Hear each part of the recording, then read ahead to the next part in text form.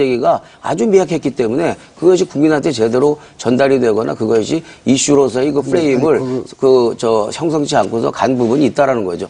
그래서 내용이 다른 걸 갖고 똑같은 잣대로 내용이 어찌됐든 그것이 그러나 그럼에도 불구하고 8년 전 자연인의 발언과 어떻게 청와대가 민간인을 사찰하고 그리고 그것을 또 청와대가 나서서 은폐한 사건을 어떻게 전 의원도 알다시피 8년 전에 당시 한나라당에서 연구를 통해서 했던 부분은 이미 그때 수없이 언론에서 다 보도가 돼가지고 있었던 내용. 수없이 보도가 된 게 아니고 그때도 조금밖에 보도가 안 됐어요. 됐죠. 그걸 갖다가 지금 8년 전에 그거하고 김영민 씨는 그럼 밀실에서 방송한 겁니까? 팟캐스트에서 방송에서 발언한 거죠? 잠깐만요, 이 의원님. 예, 김 교수님 말씀하십시오. 의원님하고 우리 전 의원님 제가 연구자 관점에서 좀 말씀을 좀 드려보자면요.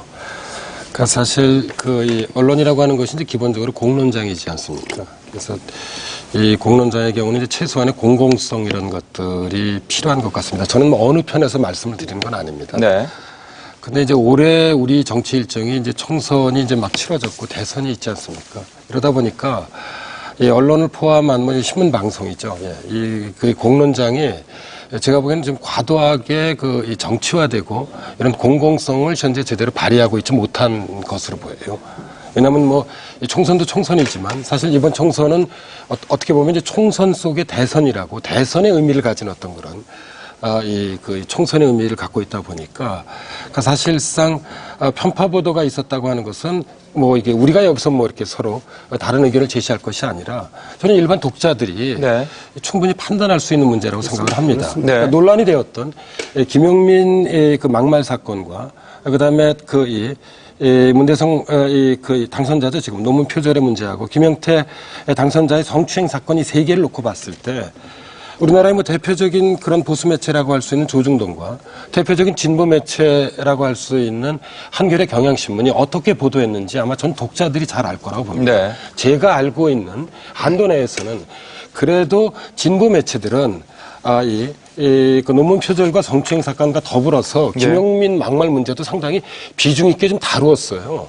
근데 조중동이 과연 김용민 막말을 집중적으로 보도하면서 논문 표절 문제나 성추행 사건을 정말 충분히 보도했는지는 우리가 여기서 이게 뭐 논란을 가지고 싸울 것이 아니라 전 독자들이 알고 있을 거라고 생각을 합니다. 제 얘기는 뭐냐면 그러니까 적어도 언론이라고 하는 것이 그 사회에 가지고 있는 이른바 제2사 권력으로서의 역할을 생각한다고 한다면 정치 권력을 감시하고 정치 권력의 어떤 그런 건설적인 어떤 그런 뭐 이른바 아무튼 그런 뭐 대한 세력이 돼야 되는데 실제로 너무 정치 권력에 사실 깊게 결합되어 있다는 것이 지금 논의가 조금 현실이라고 생각을 하고 있습니다. 이건 저희들이 이렇게 여기서 주장할 문제가 아니라 김 교수님, 이 언론에 관한 문제는 고 박사님까지만 듣고 다음 주제로 넘어가겠습니다. 고 박사님 말씀하십시오. 고맙습니다. 뭐 더 다른 얘기 하려는 게 아니고요.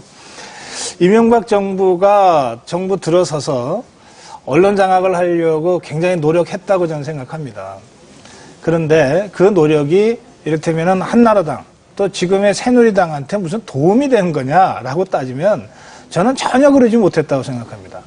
예를 들어서 이 정부가 뭐 언론 장악한답시고 뭐 갑자기 김재동 씨 하차시켜버리고 윤도현 씨 하차시켜버리고 그리고 나서 선거 치르면 어떻게 됩니까?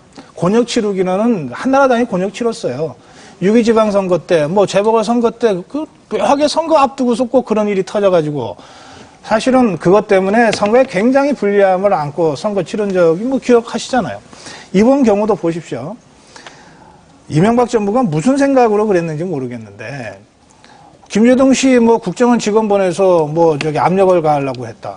그거 보도되는 바람에 새누리당이 어떻게 변명도 못하고 고소란이 당할 뻔했어요. 그러니까 이게 저는 이명박 정부가 언론 장악할 의도가 없었다고 말씀드리는 거 아니에요.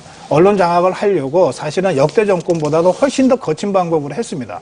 그런데 그 결과가 실제로 선거 과정에 역작용과 부메랑을 미치면 미쳤지 그것 때문에 무슨 불리한 선거가 유리하게 됐다거나 그런 건 아니라는 거예요. 그래서 저는 이 정권의 언론 정책을 정말 진지하고 또 깊이 있게 검토해서 올바른 언론 정책을 앞으로 세워가는 문제와 선거 환경에 이명박 정부의 언론 장악 시도가 미친 영향 긍정적, 부정적 영향을 분석하는 것은 좀 차원을 달리해서 보자. 자, 그런 말씀을 드리고 싶은 겁니다. 잠깐만요. 아니 근데 요거는 꼭 제가 얘기해야 되겠어요. 왜냐하면 굉장히 지금